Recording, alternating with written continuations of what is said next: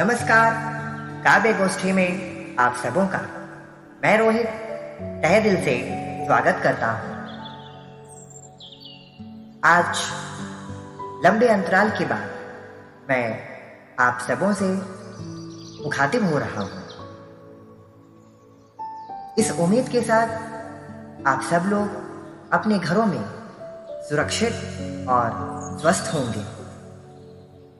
आज की रचना काव्यांजलि ऐसे पुरुष को समर्पित है जिन्होंने भारत को गौरव प्रदान किया, भारत को एक ऊंचाइयों तक लेकर गए, जिन्होंने देश के लिए अपना सर्वस्व निछावर कर दिया। आज से तकरीबन 1 वर्ष पूर्व हमने ऐसे ही धरोहर को खोया था। आप सब लोग समझ गए होंगे कि मैं किसकी बात कर रहा हूं। मैं बात कर रहा हूं भारत के युग पुरुष, अपने व्यक्तित्व के धनी और छोटों के लिए हमेशा उन्होंने अपार प्रेम परोसा है। ऐसे व्यक्तित्व, ऐसे जननायक, ऐसे नेता स्वर्गीय अटल बिहारी वाजपेयी जी की बात कर रहा हूं। समर्पित है काव्यांजलि अटल बिहारी वाजपेयी जी को।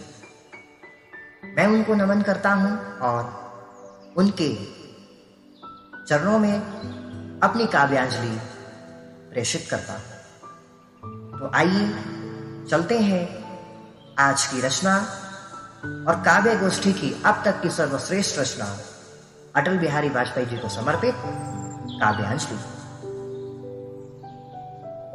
जोड़ के करोड़ों धनवान बन सकता है, टूटते दिलों का अरमान नहीं बनता। जोड़ के करोड़ों धनवान बन सकता है, टूटते दिलों का अरमान नहीं बनता।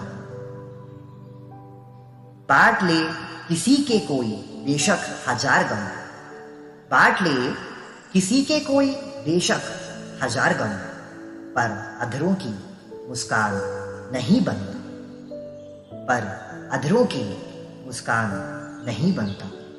और दुनिया जहां के नजरों में एक पहचान बन के मां भारती शान नहीं बनता। और दुनिया जहां के नजरों में एक पहचान बन के मां भारती किसान नहीं बनता। और जिंदगानी मांगती है बलिदान, युग कोई अटल बिहारी सा महान नहीं बनता। और जिंदगानी मांगती है बलिदान, युग कोई अटल बिहारी सा महान नहीं बनता। अटल जी को समर्पित काव्यांजलि मैं अटल जी को शत शत नमन करते हुए आज की काव्यांजलि श्रद्धेय अटल जी के चरणों में प्रेषित करता हूं।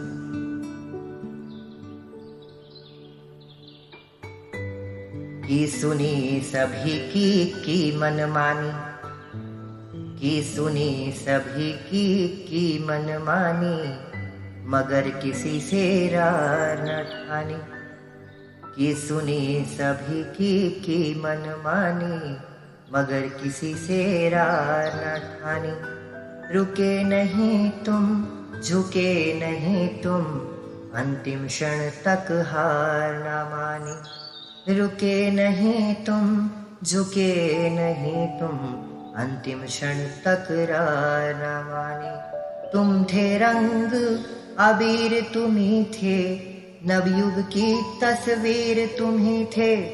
तुम थे रंग अबीर तुम्ही थे, नवयुग की तस्वीर तुम्ही थे।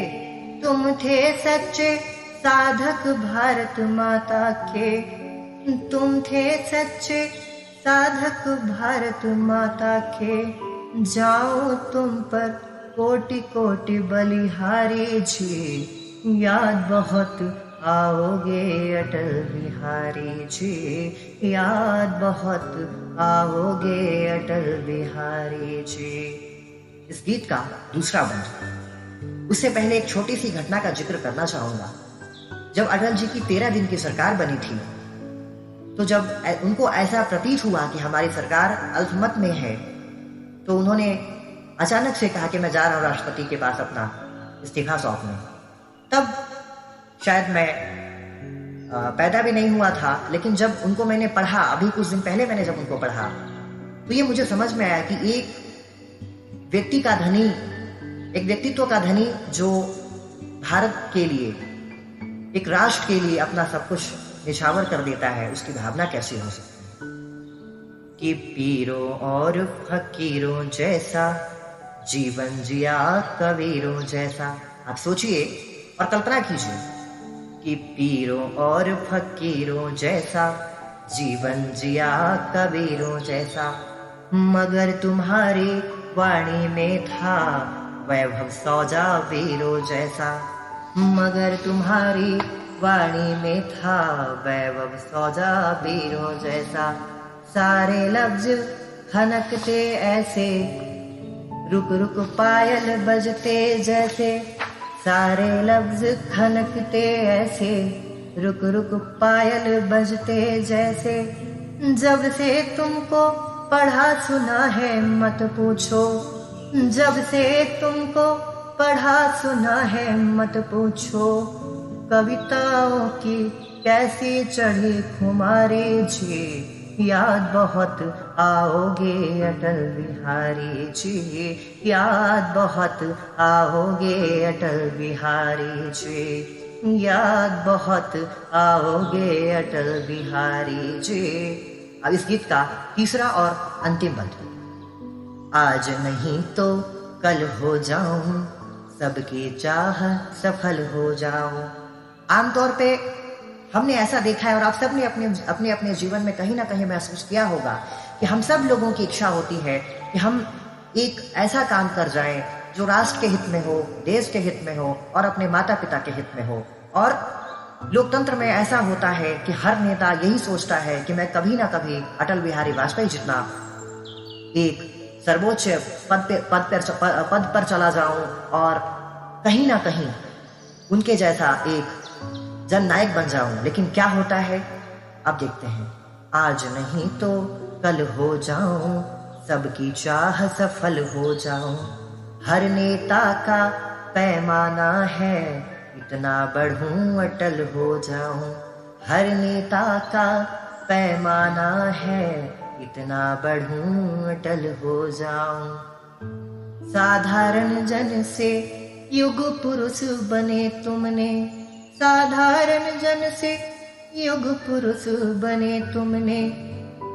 की होगी जानी कितनी तैयारी जी, याद बहुत आओगे अटल बिहारी जी, याद बहुत आओगे अटल बिहारी जी, याद बहुत आओगे अटल बिहारी जी, याद बहुत आओगे अटल बिहारी जी।